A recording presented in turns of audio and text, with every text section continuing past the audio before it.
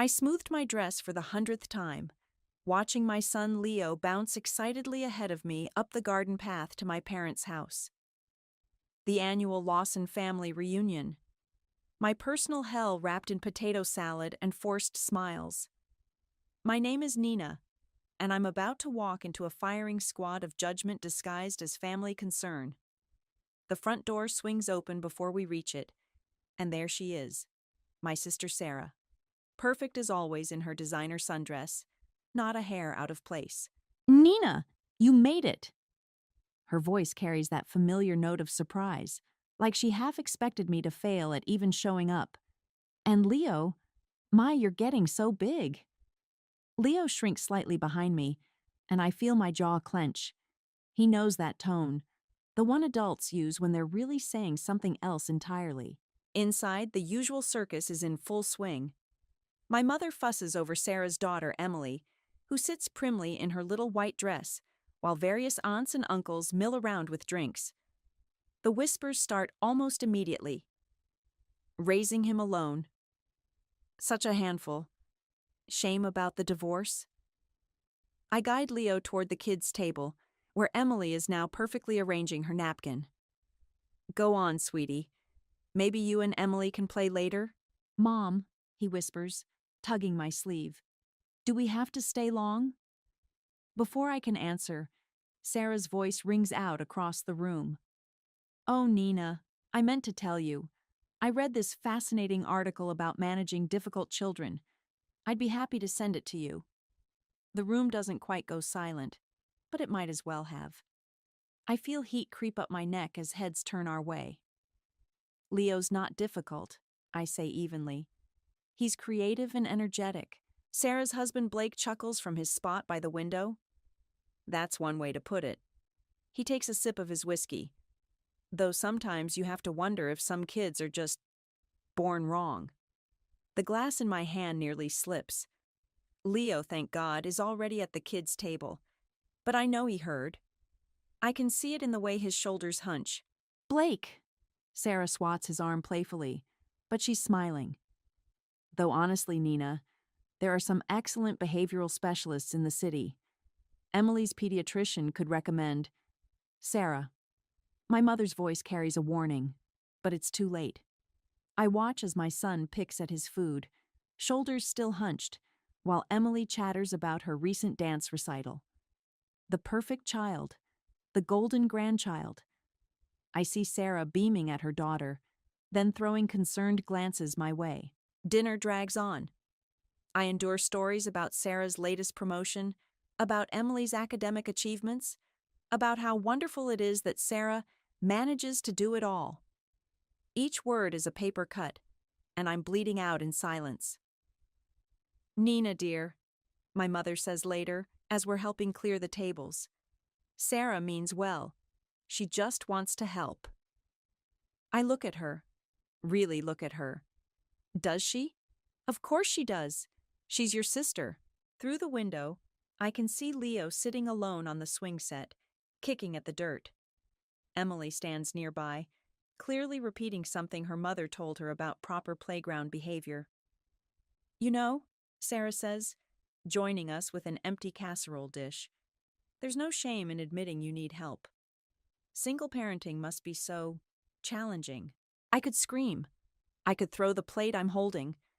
I could list every single time she's undermined me, humiliated me, judged my choices while hiding behind that mask of sisterly concern.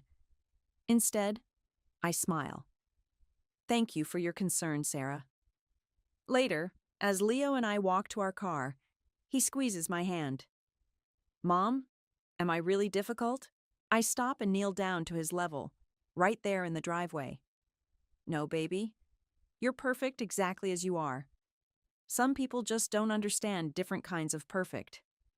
He nods, but I can see the hurt lingering in his eyes.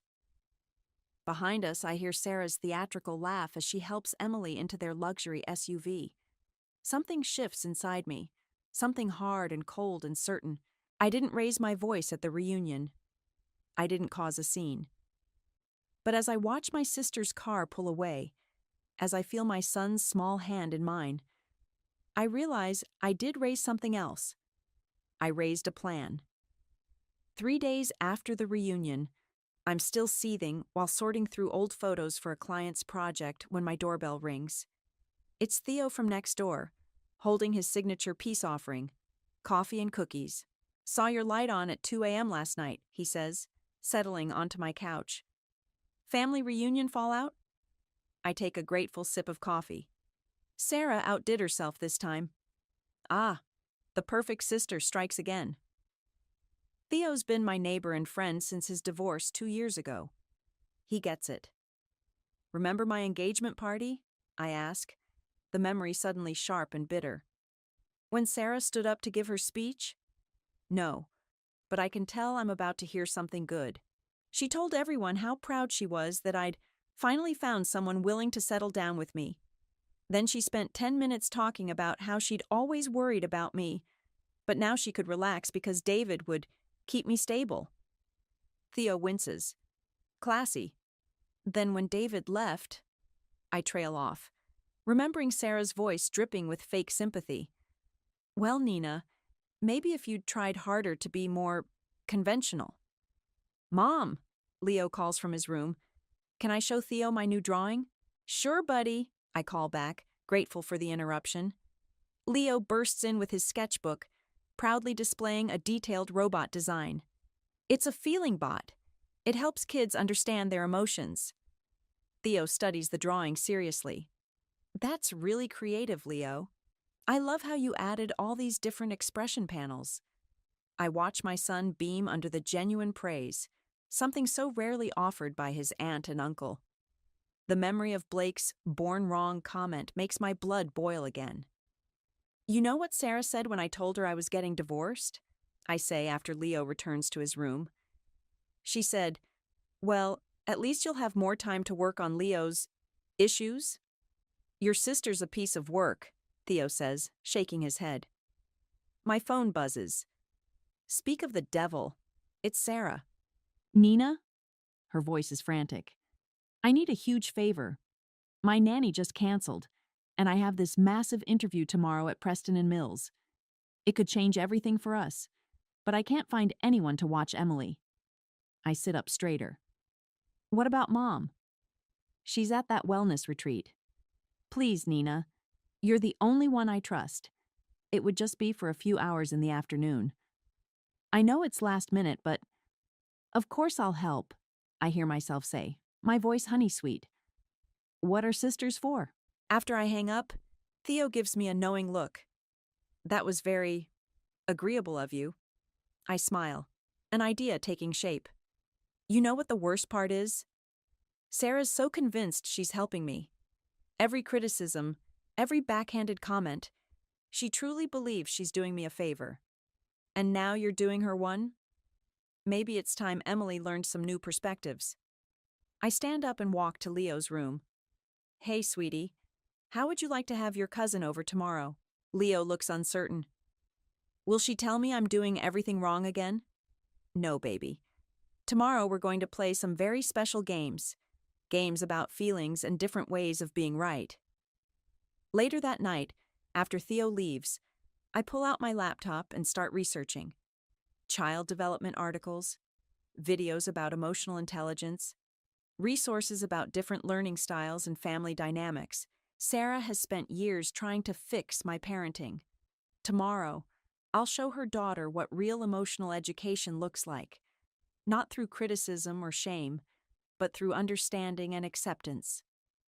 My phone buzzes again. Sarah sending detailed instructions about Emily's schedule, preferences, and rules.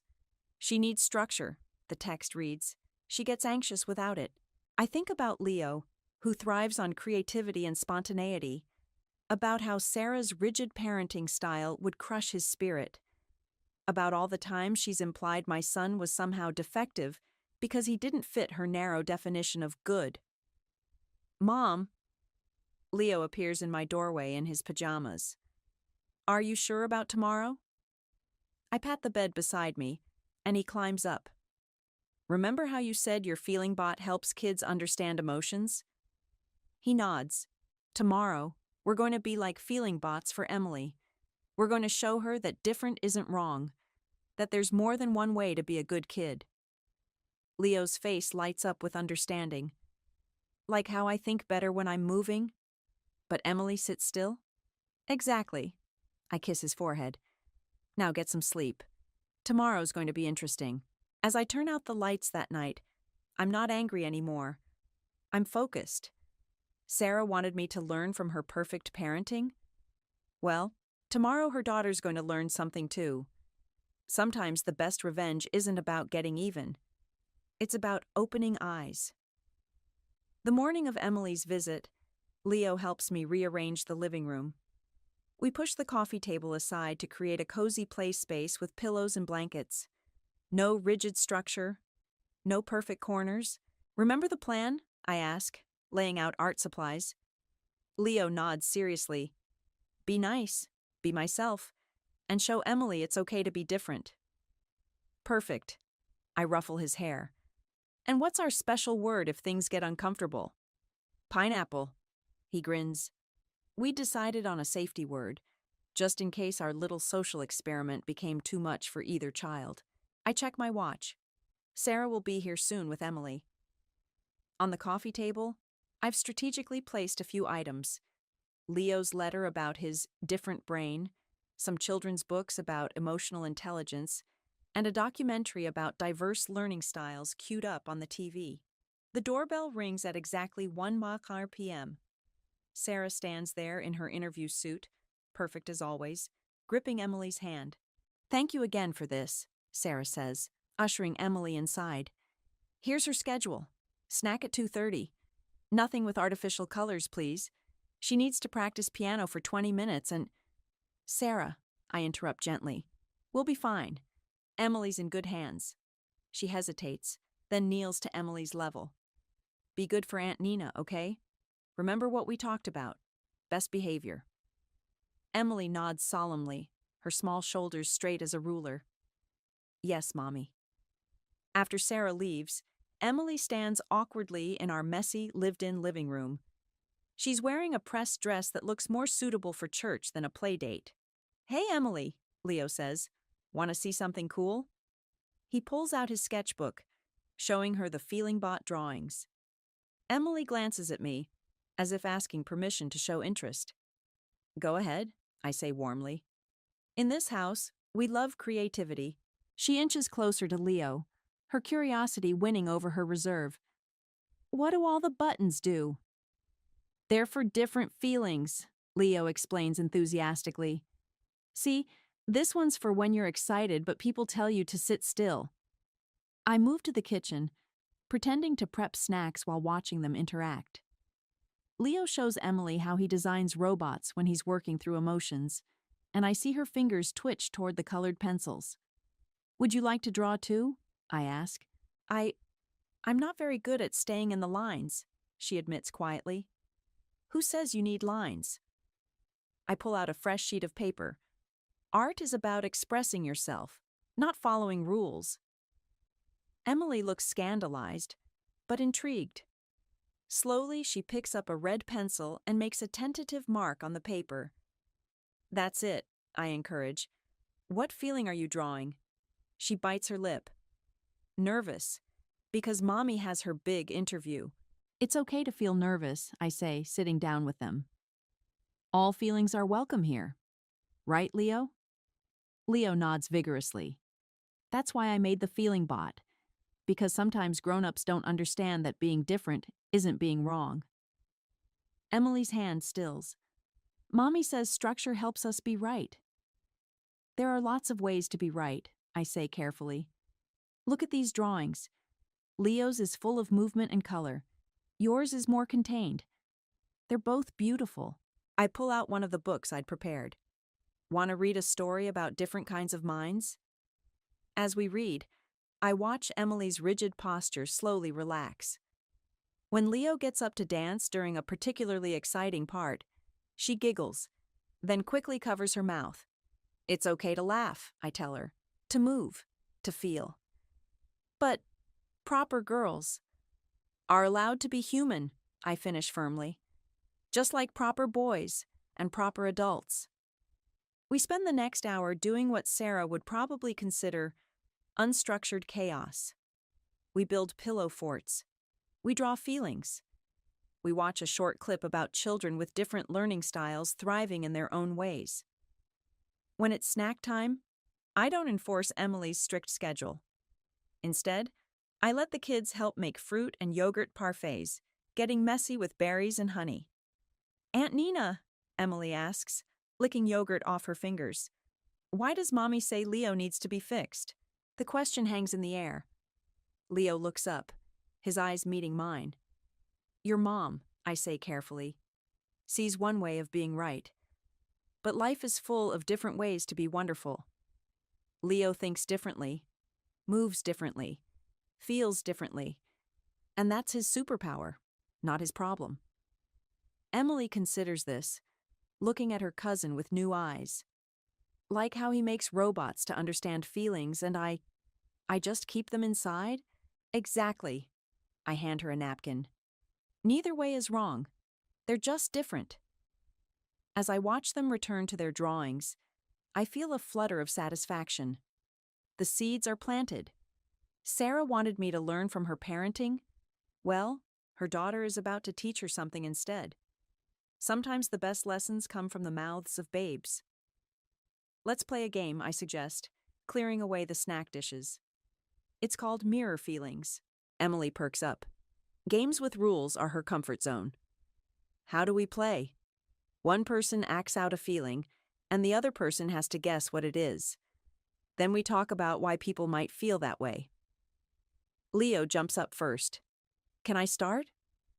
He hunches his shoulders, makes himself small, and stares at the ground.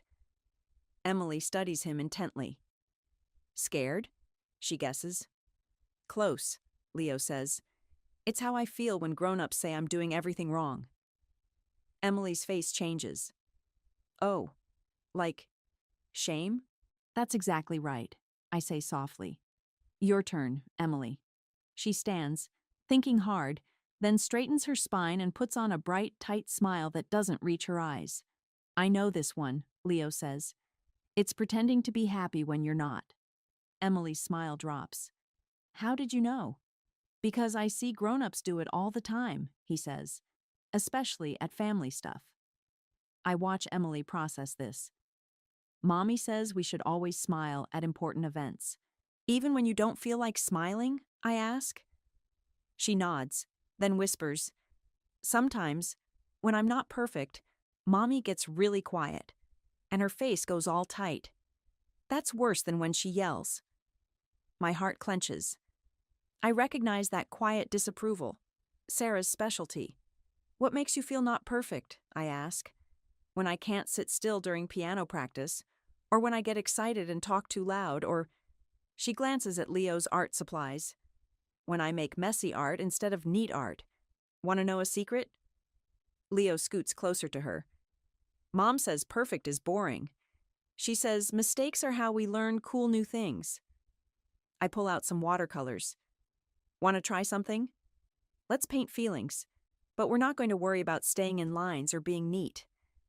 Emily hesitates. "But my dress..." I grab one of Leo's old t-shirts. "Here's your artist uniform." She changes, and soon we're all painting. Leo creates a swirling tornado of colors he calls Excited Mind. I do a gentle blend of blues and greens. Emily starts cautiously with careful strokes, but gradually her movements become freer. "What are you painting?" I ask her. "I don't know yet," she admits, "but it feels good." "That's the point," I tell her. "Sometimes we don't need to know. We just need to feel." While the paintings dry, we watch a short video about different types of intelligence. Emily sits close to me on the couch, her body gradually relaxing against my side.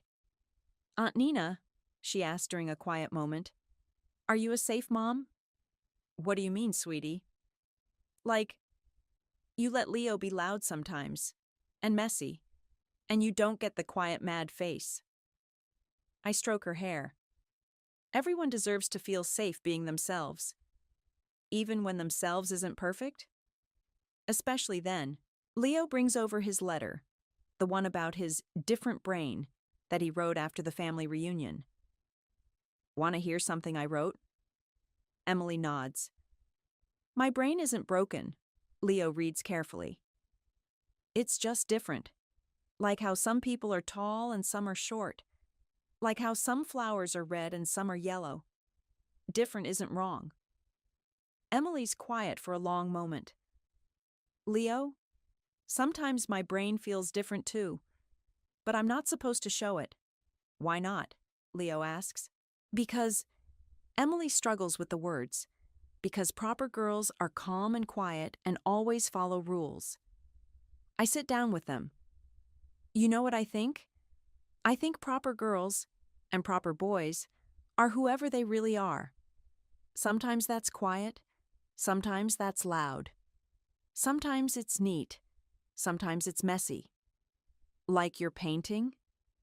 Emily points to her now dry artwork, a beautiful chaos of colors bleeding into each other.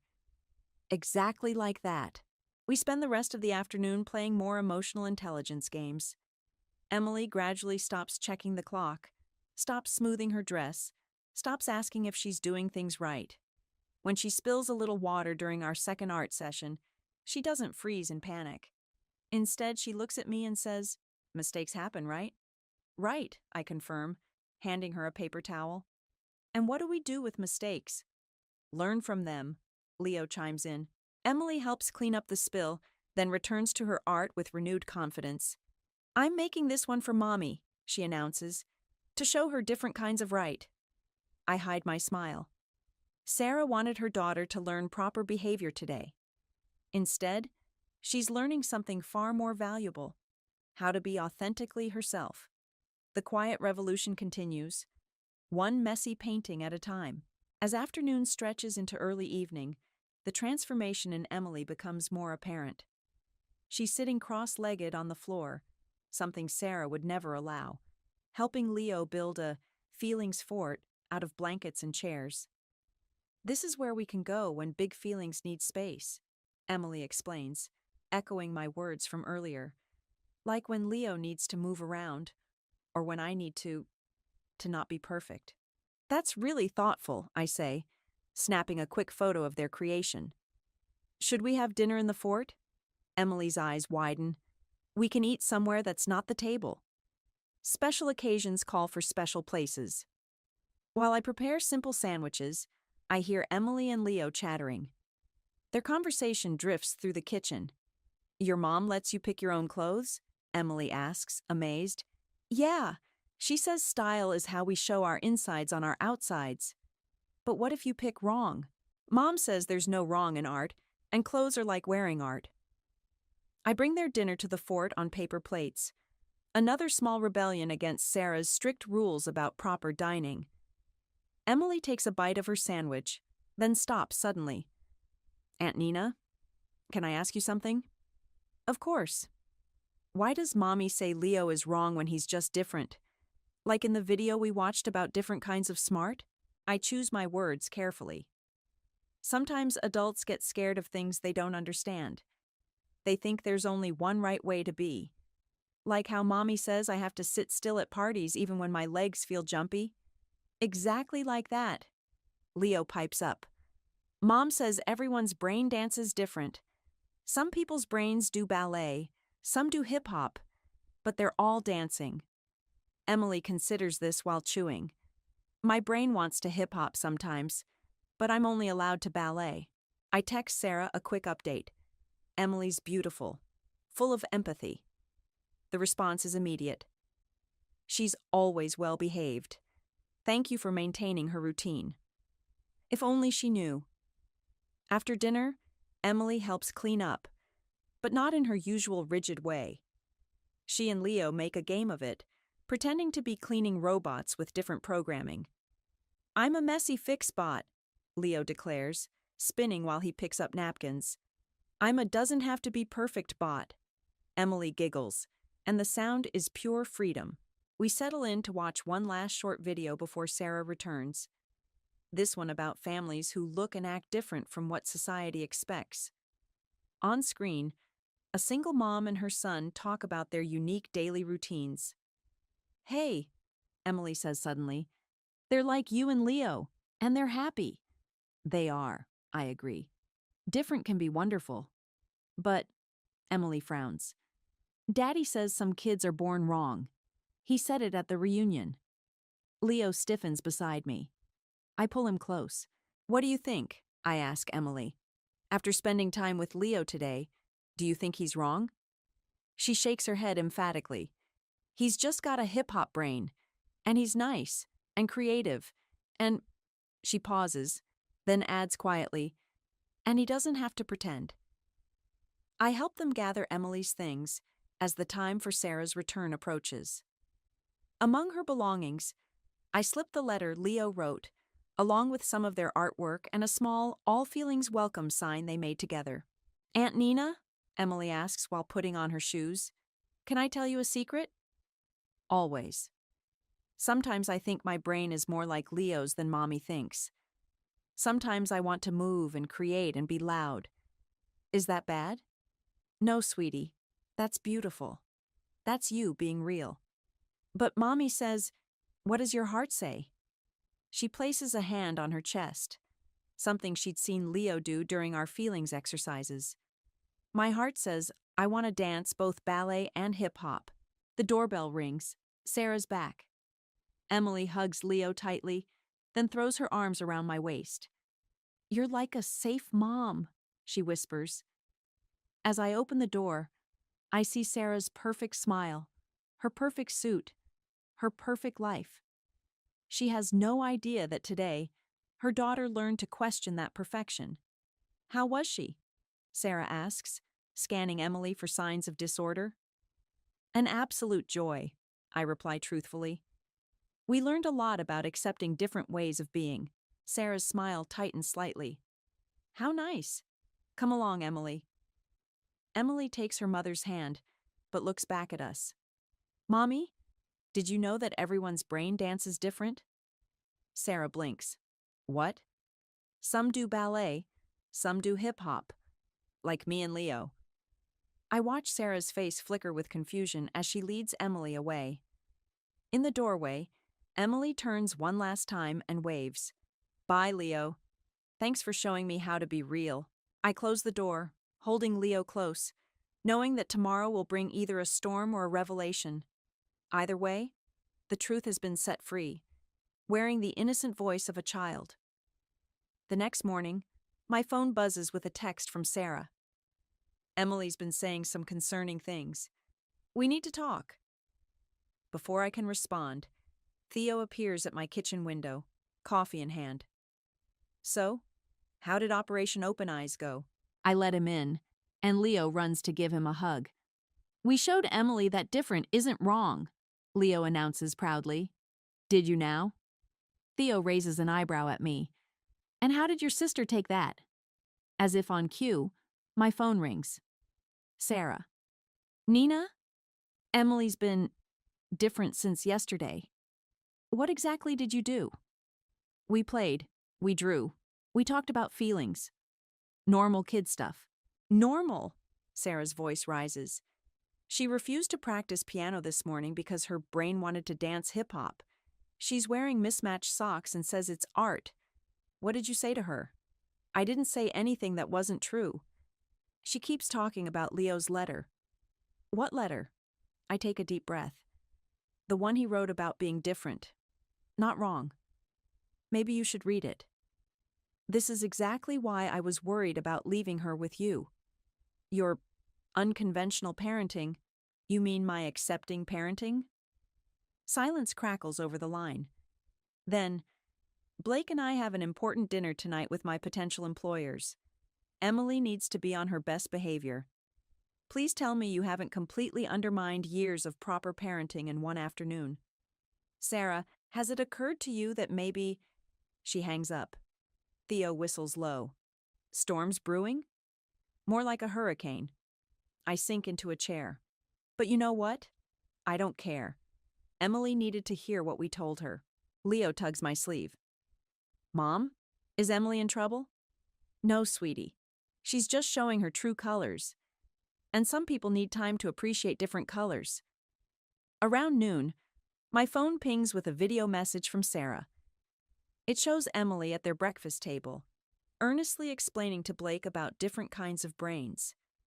Like how Leo thinks in pictures and movement, and that's not wrong. It's just his brain's way of dancing. Blake's face is priceless, a mixture of horror and confusion. Another text from Sarah follows. Fix this. I type back. Nothing to fix. She's thinking for herself. Hours pass. I try to focus on work, but my mind keeps drifting to Emily. Is she holding on to her newfound voice, or has Sarah already started to squeeze it out of her? At 6 p.m., my doorbell rings. It's Sarah looking frazzled despite her perfect makeup. Emily insisted on giving this to Leo. She thrusts a folded paper at me. Since we're heading to the dinner, I open it. It's a drawing. Wild, colorful, free. Nothing like Emily's usual careful work. At the bottom, in wobbly letters, to my cousin with the hip-hop brain. Love, your cousin with the secret hip-hop heart. Sarah sees me reading it and presses her lips together. Nina, I don't know what you're trying to prove, but I'm not trying to prove anything. I'm showing children they deserve to be accepted as they are. By undermining my parenting? By showing Emily there's more than one way to be right. Sarah's phone buzzes. Blake waiting in the car. She turns to leave, then stops. She asked me this morning if I get quiet mad when she's not perfect. Where would she get that idea? Maybe ask yourself why she noticed it in the first place. I watch Sarah walk away, her heels clicking sharply on the pavement. Through the car window, I see Emily in her fancy dinner dress, carefully pulling something from her small purse, the all feelings welcome sign. Later that evening, Theo comes by again. Any fallout yet? I show him Emily's drawing. Just the beginning, I think. You know they're having dinner with her potential boss tonight? The whole family's supposed to make a good impression. I smile, remembering the look in Emily's eyes when she finally felt free to be herself. Well then, should be an interesting dinner. Leo appears with his tablet. Mom! Emily sent me a message through Mom's email. The message is simple. Thank you for showing me that perfect isn't always right. P.S. I'm wearing my light-up sneakers with my fancy dress. I laugh out loud, imagining Sarah's face when Emily insisted on that choice. Sometimes the biggest rebellions come in the smallest packages. You know Sarah's going to be furious, Theo warns. Probably, I agree, but some things are worth the storm. My phone buzzes one last time. A photo from Sarah. Emily at the restaurant, beaming proudly, her dress pristine, her feet glowing with every step. The caption reads, "We'll discuss this tomorrow." I save the photo, knowing it captures the exact moment when Sarah's perfect world began to crack. Not with a shout, but with the quiet rebellion of light-up shoes and a child's brave smile. The storm breaks at 9:47 p.m. when my doorbell rings repeatedly. Sarah stands there, still in her dinner dress, mascara slightly smeared.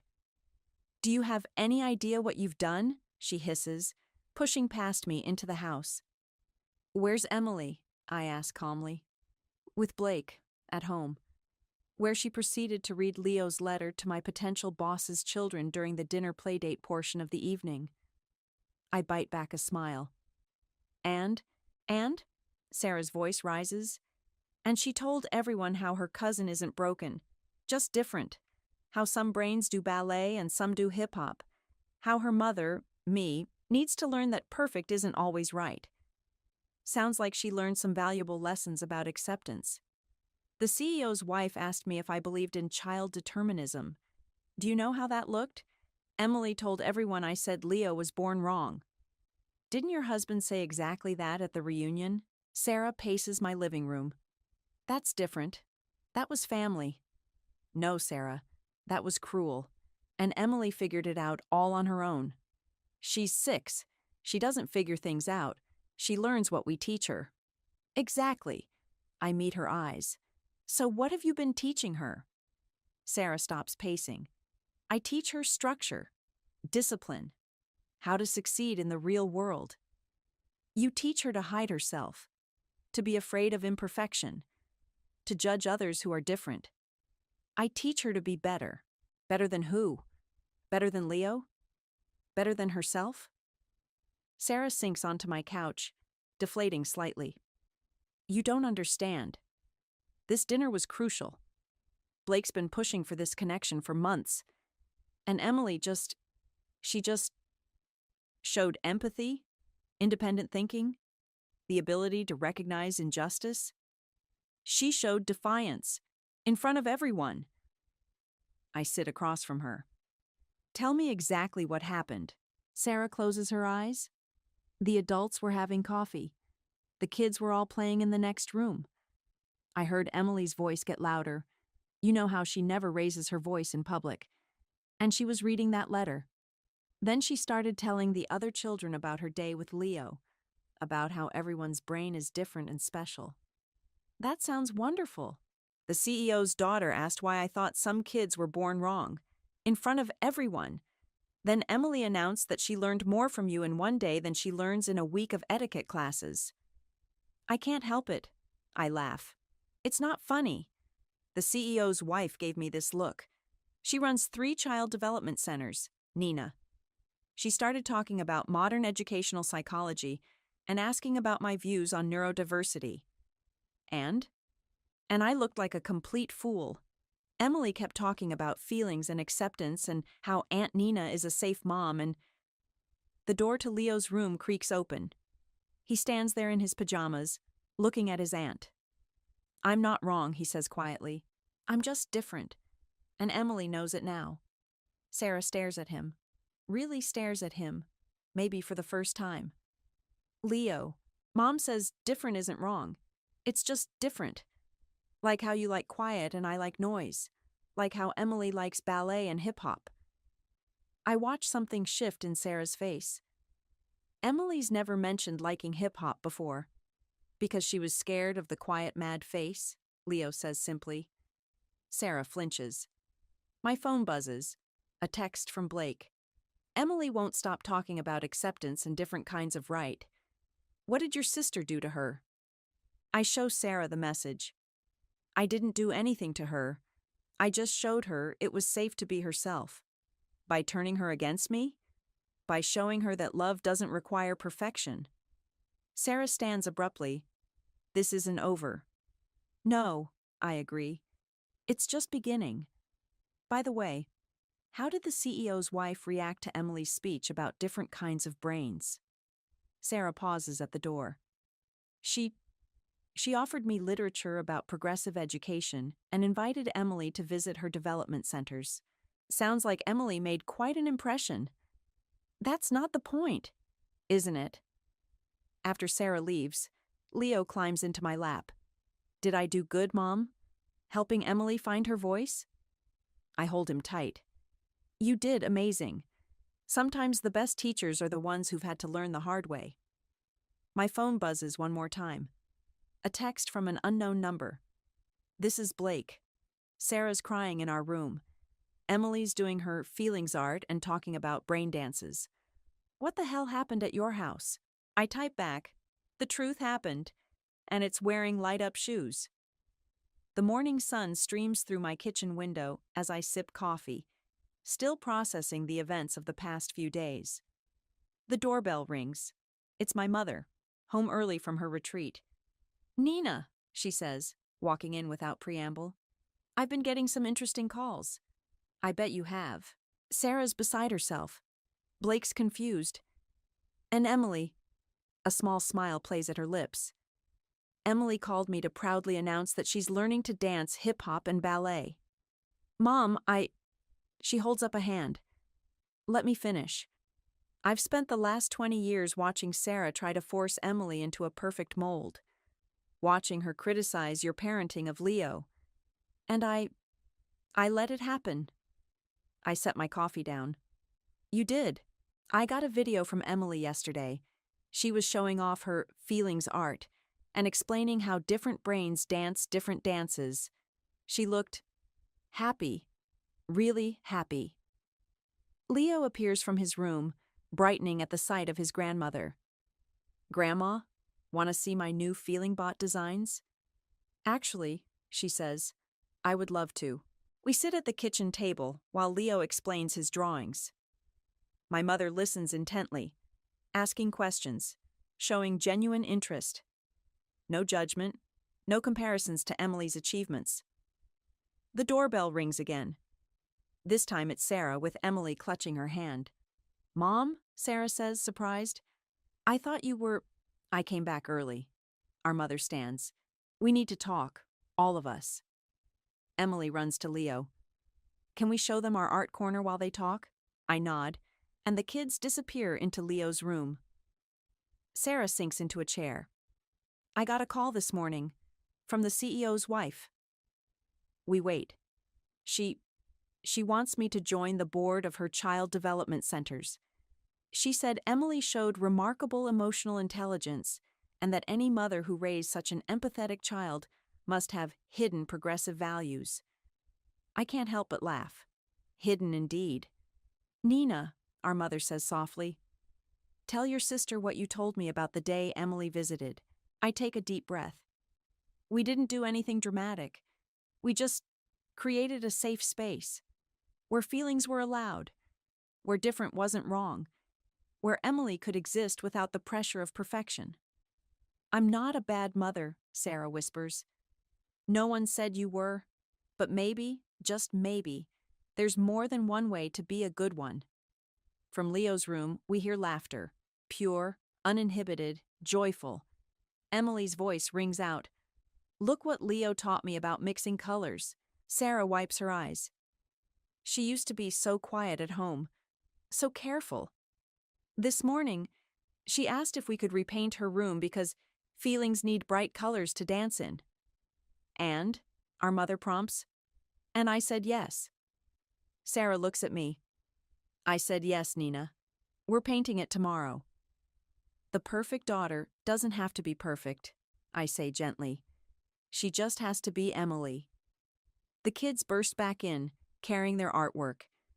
Emily runs to Sarah. "Mom, look what I made. It's messy, but it's real, like Aunt Nina says." Sarah takes the painting, really looks at it. "It's beautiful, sweetheart. Just like you." "Even with the colors outside the lines?" "Especially with the colors outside the lines." My mother clears her throat. "I think it's time for a new family tradition. Monthly art days. All of us. No rules, no judgment." "Can we host the first one?" Leo asks excitedly. "We can show everyone how to make feeling bots." "Actually," Sarah says quietly, "maybe we could host it. Emily's room will have plenty of space for creating, once we finish repainting it." Emily hugs her mother fiercely. "Can we get light-up paint?" "Let's not get carried away," Sarah laughs, but it's a real laugh this time. As they leave later, Emily hangs back to hug me. "Thank you for being a safe mom, Aunt Nina." "Thank you for being brave, Emily." Sarah pauses at the door. "Nina? I'm sorry. About the reunion. About everything.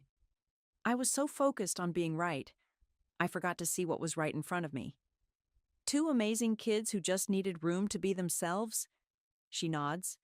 "Two amazing kids who taught their parents more than we ever taught them." After they leave, Leo helps me clean up the art supplies. "Mom, did we win?" I think about Emily's bright eyes, Sarah's real laugh, our mother's new understanding, about how revenge doesn't always mean destroying something. Sometimes it means building something better. "No, baby," I say, hugging him close. "We didn't win. We all did." Through the window, I watch Sarah and Emily walking home, their hands swinging between them, both of them stepping deliberately on cracks in the sidewalk, laughing together in the sunshine. Karma doesn't always shout. Sometimes it whispers through children's laughter and colors outside the lines.